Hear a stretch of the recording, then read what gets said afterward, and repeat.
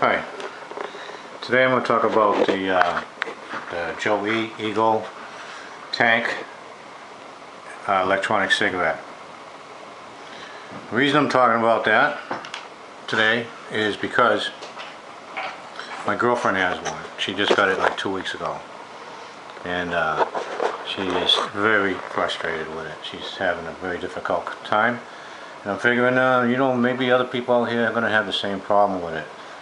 And I think it's a device that's worth looking at for the smoker.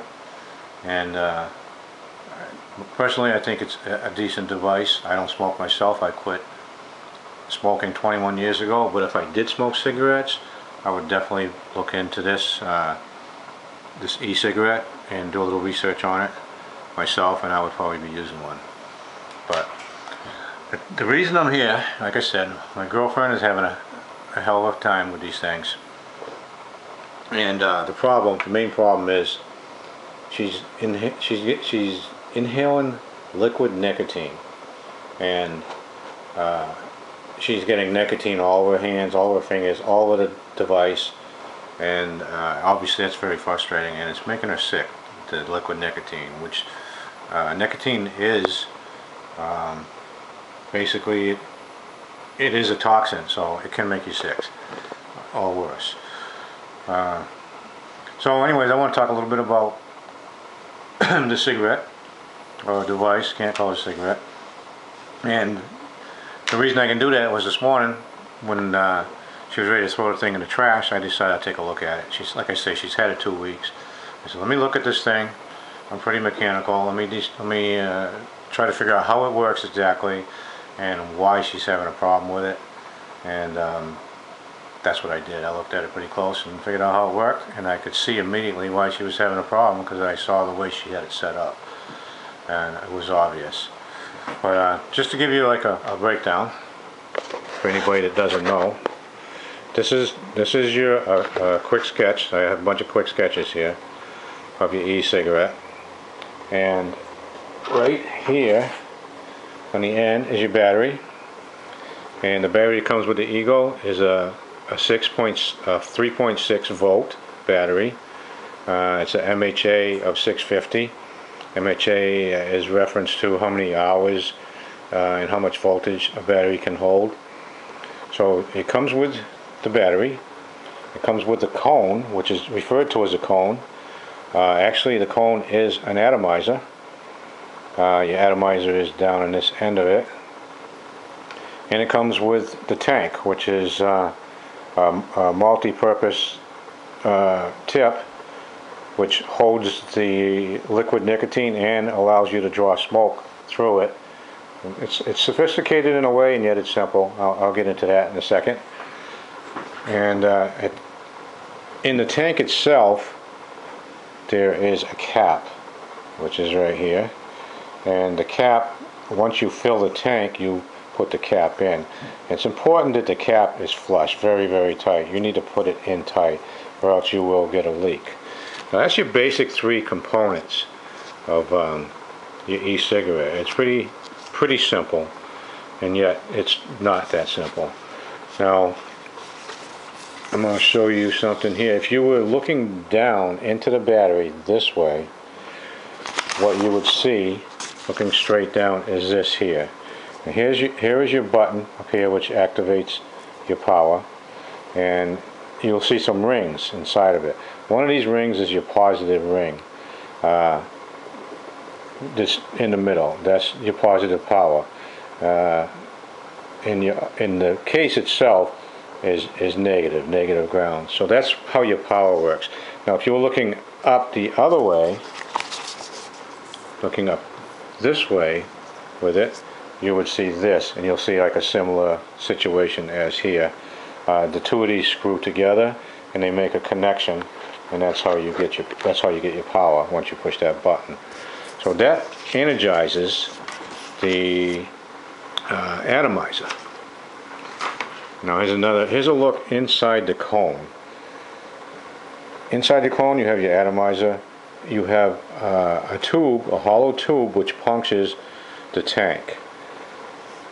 And that's basically the inside of your atomizer. And you might also notice, like right here, now this is looking down at it, here's the tube, you're looking right straight down into the atomizer. You'll notice on the side there's a couple of open areas. Now I'll explain to you what those are for in a minute. Those are those areas right here. They're open. And let's see if I have another drawing here. Basically, yeah, let me see, we'll look at this one. You have your battery again. Here's your atomizer. This drawing's a little messy. And I'll give you an overall view of it. You have your tank right here. This is the actual tank, your supply of nicotine. This is the tube that's inside of the cone, which punctures the tank, goes up into the tank, and then you have your atomizer. Now what happens when you put this all together, see if I can explain it off of this picture. There's a picture of inside here of the tank and the tube being punctured into it. And the thing I want you to really notice is this little round thing around here, because what that is, it actually acts as a built-in O-ring, which will keep liquid from leaking from around this tube and getting out into the rest of the unit. And I'll explain what happens when that does happen. But that is an O-ring. It's built into the cap itself. Every cap. Here's a cap that's not punctured yet. Once it's punctured, it has a hole in it, like that. And like I say, the tube has gone through it into it, and the liquid will pass through then. And what happens is pretty simple. Here's your tank right here filled with liquid. This is the two of them put together, and the liquid will go down this tube into the atomizer, or onto the atomizer. The atomizer becomes hot. It becomes energized once you push the button on the battery. It becomes energized and then creates smoke. Let me see if I can show you another area here. Well, I think I had another one drawn. Okay, right here. This one here, once it's all together, and it looks something like that, the tube is inside the reservoir. And the tank itself, on the side of it, has two flat slots. And if you look at it close, you'll see on each side there's two flat slots. And at the top of each slot, there's like a little slit cut into it, a tiny little slice that allows smoke to go up there. Now the way this works is the liquid nicotine from inside the reservoir goes down through the tube, right through the tube, down into the atomizer. When it's in the atomizer, it vaporizes or becomes smoke. This whole area in here becomes vapor. Now the only place the vapor has to go is up through those two little slits on the side, which are right here. It comes up through these slits. Remember, liquid nicotine is going down this hole into the atomizer, being burned, and the smoke or liquid is coming up through these holes. These are the areas right here. It's coming up through these holes. And when it comes up, it goes into this flat side up here that's on the tank that I told you about. And in through the little slot, and up through a little tube to the end of the tank. And there's a little hole there, and into your mouth to be inhaled.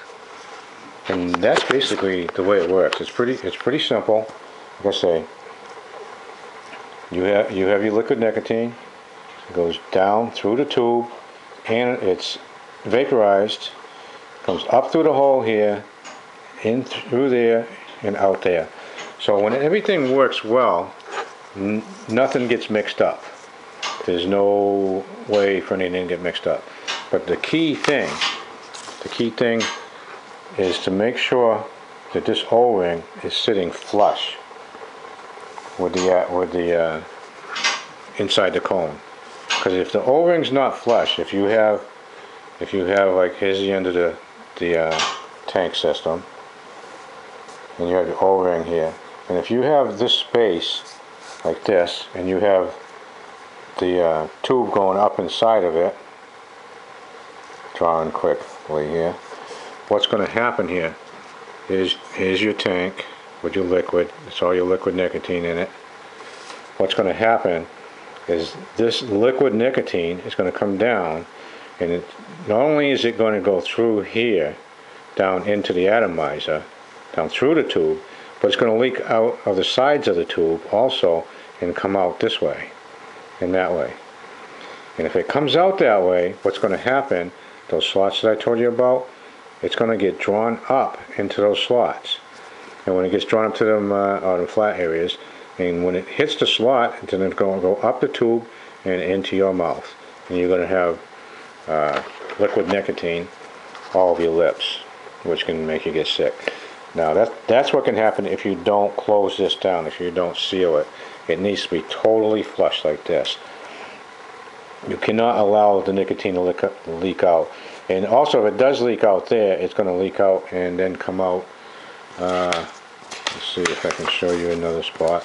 It'll come out between the battery and the cone, because in this area there's two more little slots cut into the battery area for air to come in. So when you are drawing up or inhaling on the smoke, you're not creating a vacuum that you can't draw, because there's nothing. You can't. In other words, you got a negative vacuum that you cannot inhale of. So you have air that comes in here and allows you to use atmospheric pressure to inhale the smoke and have it continue through without like bursting out your lungs trying to get it out. So, but if you do have the leak up here and here, it's going to leak down here and out here too, which means it's going to be a mess all over the entire battery, all over the cone, and up through the area that you inhale into. The whole thing will be a total mess if you don't seal that well. So that's part of the big thing, is to make sure that you have the tank pushed way down, far down as you can get it into the cone, or atomizer, or addy, whatever you want to call it, as far down into it as you can get it. And if you do, you won't have the leak around the O-ring, because the O-ring is there for that reason. It's to keep it from leaking. The other problem that my girlfriend was having was she was not pushing the cap in all the way. When you load up the here we go. When you load up the tank, there's a cap that has to, you fill this up with your nicotine, and then you put a cap on it, or else what's going to happen, it's just all going to come out if you don't. So there's a cap that goes on it.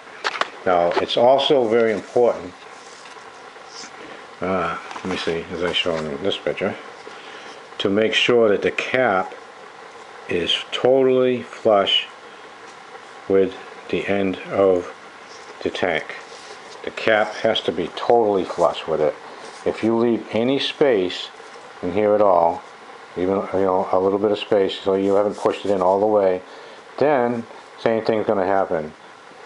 Nicotine's going to come out of your supply, it's going to leak out to the cap, and it's going to get all around this. It's going to get sucked in through there and out to your mouth, and it's going to run the other way too. So it's pretty much critical to put the thing together tight. That's basically the best advice I can give you, is put it together tight. It might seem like it's going real tight and you got to push pretty hard, and you do. This morning when I put it together, I noticed I had to push pretty hard, and it's almost scary to do that, but you have to push hard, and it equally comes apart just as hard. You got to really yank to get it out of there. And one reason for that is because the tank itself and the cap that goes to the tank are made of two dissimilar plastics. I believe one's like a polyethylene and the other one's probably like a Starflex type plastic. And the cap itself is a softer, rubbery plastic, and the tank itself is a harder plastic. So like I say, the plastics will eventually wear out, but they're both pretty durable plastics, and I can see the tank portion of this lasting for quite a while. The whole system itself seems to be a pretty decent system, and the only weak point I see in it really is possibly the atomizer at some point. The batteries seem to be pretty good batteries, although I read that they last like 300 charges. Like any rechargeable battery is not going to last forever, but my girlfriend hasn't had any problem with the batteries at all. Like I say, the only weak point is possibly the atomizer. The cones should last quite a while as long as you don't abuse them and you put them together. So if you're smoking one of these things and you're getting any kind of nicotine, liquid nicotine, on your hands from this device, or from on your lips or in your mouth from this device, the reason for that, there's only one reason. It's not the device. The device is not faulty. And I don't work for these people or anything. I'm just telling you what I found out this morning. The reason for that is because you have a leak. You have a leak. It's that basic. The way the thing is designed, the vapor and the nicotine supply itself cannot mix together. That cannot happen unless you allow it to happen by not sealing it up. Because what happens is that supply goes down, hits the atomizer, vaporizes, turns into smoke, and then that smoke is drawn up through the tank system itself into your mouth. So the only way you can get liquid into your mouth is if you allow it to happen by not putting it together right. So just take your time, make sure the cap's on there. When you fill it up, you get the atomizer, the tank. You get the tank and you fill it up with the juice. Another thing too, don't fill it right to the top. Leave space, leave in there space, quarter inch or so of space in there where there's some air. Don't fill it right to the top. But fill it up, then put the cap on there, pay attention to what you're doing, and make sure that cap is down all the way. Totally down. Push it so it's in there and you cannot feel any separation with your fingernail. Then when you take that tank and you put it into the cone, the same thing. Push it down, push it hard, push it all the way down in there till you feel like that last snap, and then just make sure that it's totally in there, tight. If you do those two things right there, it will not leak on you. As long as it hasn't been damaged or something or totally worn out, it won't leak on you and you won't get nicotine on your hands and your mouth. As far as vapor goes, not sure if I mentioned this in the beginning. There's two types of bases for the formula itself. One's PG. That's like I'm not sure if it's a polymer or polyglycine or whatever, I'm not sure. And the other one is VG, which is a vegetable glycine. Those are your two basic bases. You can customize your formulas if you want to and get different effects depending on what you like and what you don't like. If you like a strong throat hit, like a lot of people like a strong throat hit, then you use a lot of PG. You can go 100% PG if you want to. If you want a lot of vapor, a lot of smoke, then you go with the VG, the vegetable, and that will give you a lot of smoke. You get a lot of vapor. A lot of people like the vapor. My girlfriend prefers the vapor more than the throat hit. Fortunately, she has exactly the opposite right now. There's different milligrams of strength of the formula also, and each one has its own pro and con about it. The VG is a thicker formula, and it may flow down that tube a little slower, and it may be a little harder to get it to the atomizer, and but you get a thicker smoke out of it, a thicker vapor out of it. The PG is a much thinner liquid, and it runs right down onto the atomizer fast and goes from there. Alright, I'll talk to you soon. Good luck with it.